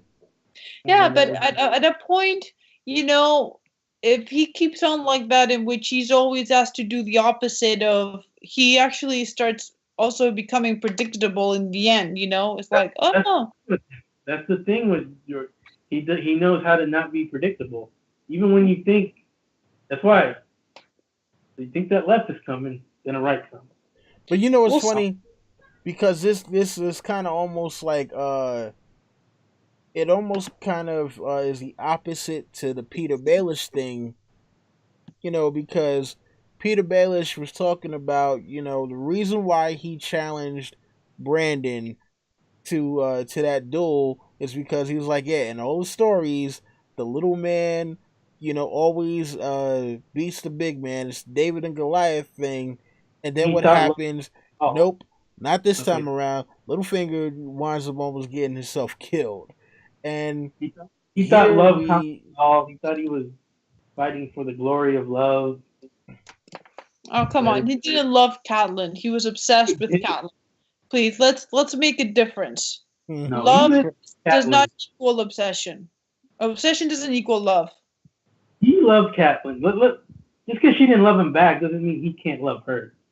No. His actions are not about. His actions are not of a man in love. His actions are of a man obsessed. How is his actions not of a man in love? Like what in his actions make you think, oh, he wasn't in love at that point in his life? We really all we get is that they hung around a lot, and then eventually he grew to really like her, grew to love her, and then he tried to win her through battle. He didn't talk to Catelyn. There was no plan of. He didn't even know. He didn't know you're if completely off on. No. If you're in love, you go to that person. You try to talk to. You say, I'll fight for you." No. He wanted to win Catelyn like she was a prize. I mean, Well, but no, you're why- also thinking about medieval. You're thinking about medieval sensibilities where the whole deal was supposed to be like the Oh please, man, he was also flirting at that time and playing with Liza and doing all sorts of no. Playing with Liza at that point. Yeah. At that point, that was already happening. Later, that came after that. Timeline's right. It came after. Well, real quick, back to the point about George with the with the right versus the left, or breaking the tropes versus becoming predictable. Big E says George is a habitual line stepper.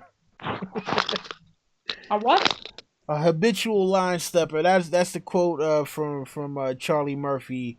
Rest in peace to Charlie Murphy, who was on the Chappelle Show. Charlie Murphy. Yeah, man. But listen, it's hard to tell sometimes where George is going with some of this, because this is one of those things where you look at it and it's like Oberyn should have won. He had the man down, pinned to the ground, pinned, and yet somehow, you know, victory from the jaws of defeat comes to the mountain. So you know what? You know what I think it was? I bet you that LT Giles was like, "Oh, there's no way the mountain's gonna, or there's no way Oberyn's gonna lose here." No, I told you LT, when and the I LT said curse hit him. It hit him with the LT curse. no. LT curse wasn't even thought of back like then. Falcons in the Super Bowl. I was just hoping that he wouldn't die. I was just, please, please, please give me this, George. Please, please, just give me this. All right. So, any last thoughts on this chat? I mean, I think we pretty much talked enough about. We've even gone a little bit off topic a little bit here. So, is there any points you want to make left on anyone, and just whoever wants to? No, I think we can pretty much. I think we can pretty much end it here. You know. Yeah, I mean, I don't have much more to say. Me either. Right. Just glad we did it. Just glad we got this. To me, I mean, come on, Storm and Swords is one of the best books of the series, and we've been together as a group for a long time, and I'm just glad we did this chapter. Yeah. Definitely, although I would like to do some of A Clash of Kings. We haven't done much from that book. Okay, Tink, it's your turn next month to pick a chapter. Oh. Or maybe January, because we'll see. Anyways, we'll talk about this later. We'll see. We'll discuss it later. We'll discuss it later. Don Willie, take us home. Yeah, well, listen. First off, thank you everyone who was watching us live, who joined us in the chat. It was great interacting with you guys and checking out the comments and all that. Thank you, of course, to all those who will be watching later. Thank you to the people who are part of my group. I love the Hype Swatch. Love you guys, and so glad I could be with you all here today. Tinker, sign off. Let them know where they can find you and what you're up to. So thank you very much for everyone who's watching right now and everyone who's going to watch us later.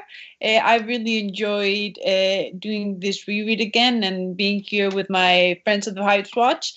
I'm Tinker Jessa. You can find me in my YouTube channel, Tinker Jessa. And bye-bye, everyone. All right. Sir LT? Yeah, recently I was on Teflon TV on a new series he's got called Trial by Theory. Go check it out. It's pretty cool. And I haven't made no new videos lately, but you could always find me here on the Hype Watch. Jerry? Yeah, looking forward to next month's reread. I mean, we're trying to keep these ones short because we do have holidays coming up with Thanksgiving and Christmas. So there's that. So you'll probably won't see too much from the Hype Watch next month, other than another reread. If anyone's watched Stranger Things, I recently guested on a podcast discussing season 2 of Stranger Things. You can go check that out at johnnegroni.com. Look for part-time characters, and yeah, I was recently there. It was pretty fun. The mountain's probably in the upside down world. Maybe the Demogorgon is the mountain. He's missing the head. Missing the head. Mm-hmm. Shout out to Donna Kraken Witt who just jumped into the chat. We gotta start the hashtag on Twitter. Bring back crack. Our long lost brother of the watch. Yeah, man. Oh man. So yeah, look, you guys already know where you can find me. Yeah, not this Thursday, but sometime during the week I will be doing another edition of Ice and Fire Opinions. I almost said the wrong series. I'm gonna be working on some other videos as well. Finally get back to doing some stuff in Final Cut. Anyways, yeah. Look, you guys already know the deal. We'll be back next month for another one of these, and we'll probably also do a review for Star Wars, The Empire Strikes Back, Force Awakens, Be sure whatever the to hell check this out movie's called. our Disney Space Movie 2 review. Yeah. So look, So very until next week, or until next month, you guys already know the deal. Rate, comment, subscribe, share, tell your friends, and come back for more. My name is Don Willie, and this is the Hype Squad saying, Valado Hyris. See you guys later. Hasta luego, everybody. Like,